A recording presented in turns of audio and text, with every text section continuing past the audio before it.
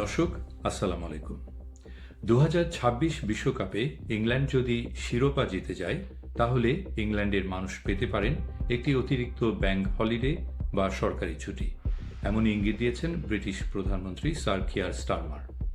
তবে এখনই চূড়ান্ত ঘোষণা দিতে চাননি প্রধানমন্ত্রী। সাংবাদিকদের প্রশ্নের জবাবে তিনি বলেন, আমি এখনই এটা নিয়ে কিছু বলতে চাই না, কারণ আমি ভাগ্য চ্যালেঞ্জ করতে চাই না। ইংল্যান্ড যদি ফাইনালে পৌঁছায়, তখন আবার আমাকে জিজ্ঞেস করুন।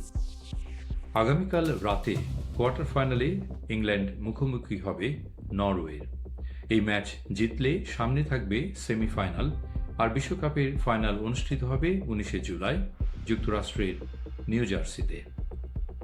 ইংল্যান্ড যদি অবশেষে বিশ্বকাপ জিতে যায়, তাহলে বিজয়ের পরের শুক্রবার 24 জুলাই অতিরিক্ত সরকারি ছুটি দেওয়ার বিষয়টি বিবেচনা করা হতে পারে।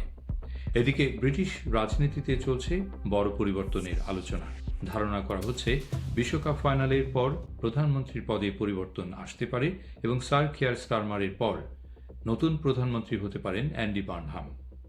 তবে এসবের আগে ইংল্যান্ডকে পেরোতে হবে 3টি কঠিন ধাপ: কোয়ার্টার ফাইনাল, সেমিফাইনাল এবং ফাইনাল। ধন্যবাদ।